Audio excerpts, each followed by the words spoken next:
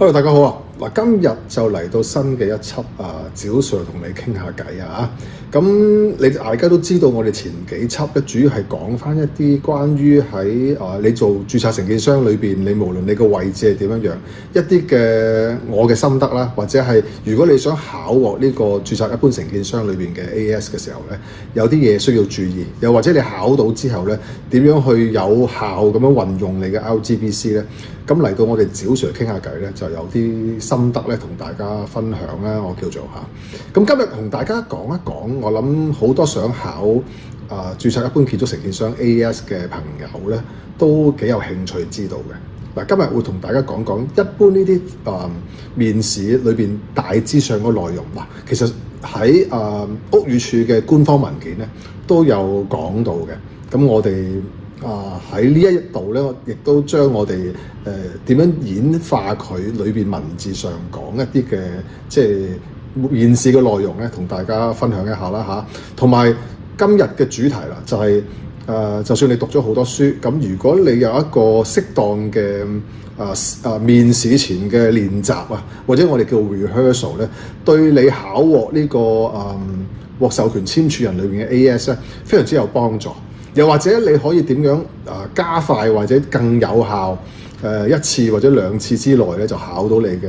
AS 資格。好啦，咁今日先講講咧我哋主要如果我哋嘅認為嗰個面試嘅內容咧，我哋通常就會分開有大約6個部分。第一個部分就係building audience 裏邊嘅佢嘅原則性啊。你嘅責任啊，同埋佢點樣去做一個即係 control 啊咁樣，呢個我哋係擺喺第一個部分。第二個部分我哋通常會係講關於而家都比較流行多一啲啦，係嘛？同埋比較更加注重嘅，以前都非常之注重。咁因為而家建築業咧有啲嘅控制啊或者意外啊發覺係更加需要喺個 supervision plan 裏邊咧加強個監控咁同埋落實嗰個執行。咁所以 supervision plan 啦裏邊，例如最近有一啲嘅不幸嘅事件啦，咁呢啲更加係需要喺個即係監工計劃書裏邊咧，即係做好一啲，或者加強嗰個嘅執法係啦，同埋加強嗰個嘅監管呢個係我哋第二部分。第三部分我哋一般係講緊環保啦，環保咁第四部分係安全啦，安全係包括係竹棚密閉空間呢一啲嘅最近有啲意外發生嘅都會係喺呢個部分咁另外跟住就係第五部分啦。我哋雖然個內容係比較多嘅，咁我哋都歸納為第五部分啦，就係講緊係嗰個嘅PNRC， 我哋 Practice Note in Register 嘅 Contractor。咁裏邊我哋而家有去到1去到85啦，咁中間當然有啲abandon咗嘅，咁但係個條例都有成70幾條啦。咁第6個就係一啲 generally 嘅作為一個註冊一般承建商所需要嘅 general knowledge，一啲 technical knowledge。例如，譬如你點樣去睇一張 mill sheet 啦，你落石屎嘅時候要留意啲咩嘢啦？咁呢啲又或者係一啲 cubic test 嘅時候做到一啲唔同嘅string 嘅時候代表呢個你呢手石屎究竟係咪一啲即係合適嘅 string 合格嘅石屎咧？咁呢啲都係一個作為一個註冊承建商裏面嘅 AS 必須要知道嘅咁呢啲係例子。咁呢度我哋通常會分開呢6個部分。係啦，咁第一部分或者第二部分、第三部分、第四部分或者第5部分，都其實係有好多文章或者係關於係屋宇署嘅文件Code of Practice 譬如係政府一啲勞工處唔同嘅部門出嘅一啲單張或者佢上載喺網上面嘅文件咧，都有提到㗎啦。我哋只不過係會將佢呢啲部分裏邊嘅內容咧，全部海量嘅資料咧，就係點樣去濃縮啦嚇。咁擺喺一個即係你哋會面試裏邊嘅內容。咁但係第6部分就係一個 general knowledge， 呢個非常之廣泛只能夠係即係盡量將所有面對到喺一個作為你一個註冊承認商裏邊嘅 AS， 你點樣平時咧去 handle 一個無論你係喺一個 new build 啦、A&A works 啦，甚至 Midas work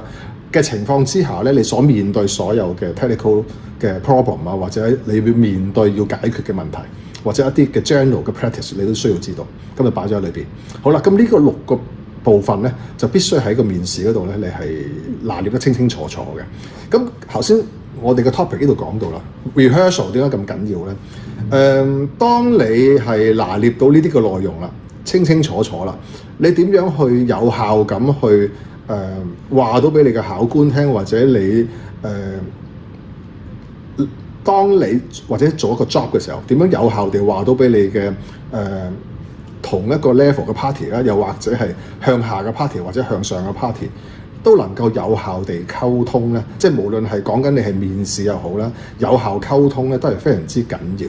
咁呢個 rehearsal 其實就係當然係針對係AS 嘅面試咧咁，但係對於你一個同人哋嘅溝通啦，點樣 present 你識嘅嘢俾對方聽咧，都係緊要嘅。咁 rehearsal 例如如果 for 一個 AS interview 點解咁緊要咧？舉一啲例子咧，我講翻3個例子，都係我一啲嘅之前一啲嘅學生啦或者朋友啦嚇。咁佢有我舉例有3個 case。有一個 case 就係佢過2日到，佢就係要去呢個第一個 case 啊。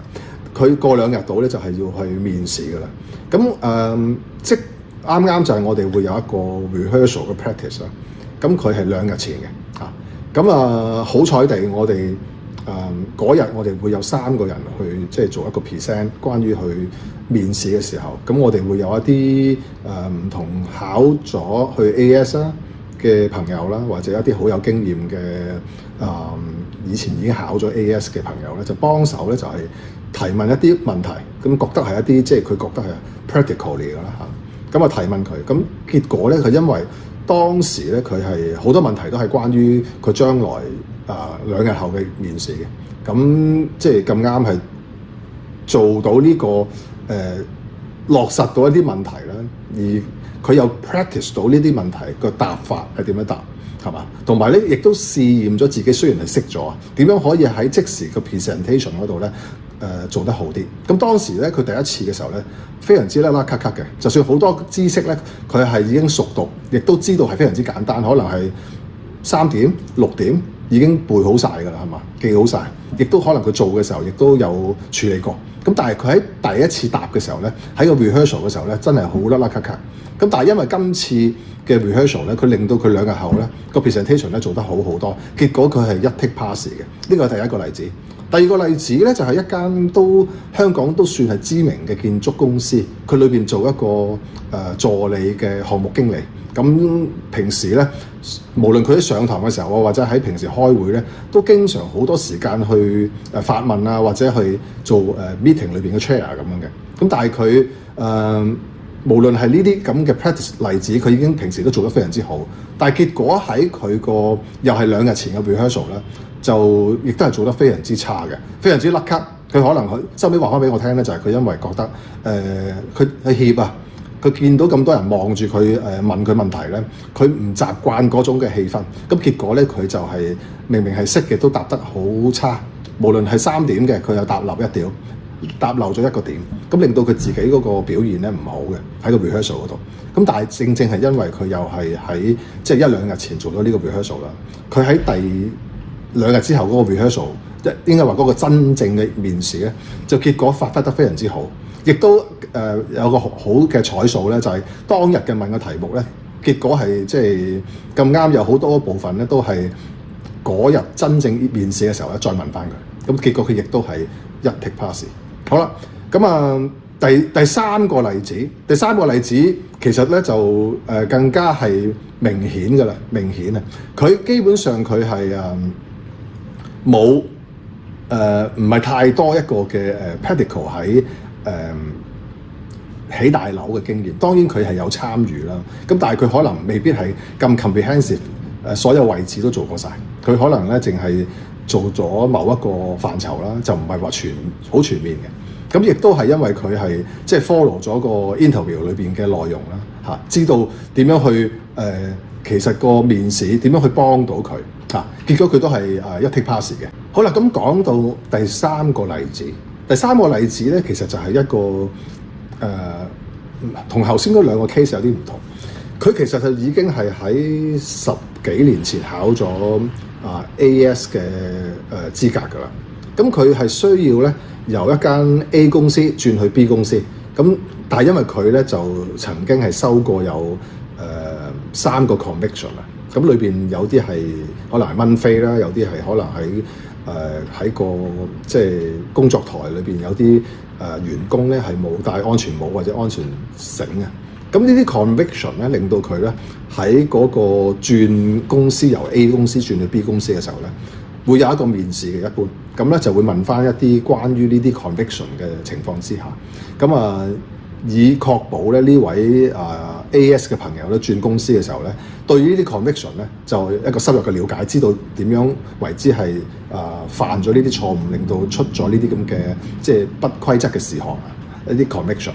收個告票嘅直情係啲蚊飛啊咁嗰啲。咁結果佢試過第一次，咁冇乜準備之下啦，咁面試咧就係見得唔好啊，就失敗咗，咁直情係即係唔能夠轉過去 B 公司嗰邊。咁另外就係因為有準備啦，今次咁佢再去另一次申請嘅時候咧，就同我哋有個溝通啦。咁我哋又即係 conduct 咗一個rehearsal 俾佢。咁亦都將佢嚟緊會面試關於 conviction 嘅一個嘅點樣去處理呢啲嘅conviction，令到佢唔會再發生咧？佢就好好咁樣準備好佢嘅答案。當然啦，佢其實亦都已經深思熟慮咗點樣去做好佢自己呢個位置嘅。咁但係只不過喺講嘅時候咧，當你冇一個rehearsal 咧，或者一個試驗一個 trial 嘅時候咧，永遠都會做得或者表現得唔好啊。咁佢第二次嘅時候咧，就係做咗呢個 rehearsal， 咁將佢點樣處理翻好呢個 conviction 嘅一啲情況咧，就好好咁表達咗出嚟。咁結果咧，佢就亦都將嗰個點樣去處理好呢個 conviction 咧，好有系統地，無論你係譬如每個月做啲咩啊，每個星期做啲咩啊，每日做一啲咩咧，點樣控制翻呢個 conviction 啦？點樣可以喺一個 systematic 嘅機制之下咧，令到呢個 conviction 點樣由地盤咧去管理層咧，再去到 top management 點樣去一層一層咁控制，亦都由每日每個星期甚至係每個月咁嘅機制之下咧，去控制呢個不規則嘅事項咧，唔能夠再發生。咁呢個 presentation 令到佢咧喺個 rehearsal 度亦都表達到出嚟。咁所以佢第二次咧就成功轉到公司，做到佢嗰個另一間公司裏邊嘅 AS。咁呢個3個例子，咁俾大家咧參考一下，亦都可以話俾大家聽呢個一個非常之 practical 同埋成功嘅例子嚇。咁試過亦都有啲朋友咧，佢就係唔想落場啦，可能佢根本上唔想做一啲 rehearsal， 咁結果真係會係個成功個機率咧係會低一啲嘅，係嘛？低好多。亦都見到頭先有一啲 case 咧，冇做準備之前同冇做咗準備之後，即係正如頭先第3個例子啦，佢冇做準備，結果第一次係肥佬嘅，第二次咧因為有準備有做 rehearsal， 咁就 pass。咁所以嗰個做準備功夫咧，做 rehearsal 嘅重要性嚇。咁今日就同大家分享咗咧，就係無論係如果你係想考一個 RGBC 裏邊嘅 AS 咧，究竟係有邊6個範疇啦 ？rehearsal 裏邊咧嘅重要性，我哋舉咗3個例子嚇。咁嘅重要性，好啦，咁今日咧就同大家分享到呢度。咁下次趙 Sir 傾下偈咧，就再同大家見面啦。OK，拜拜。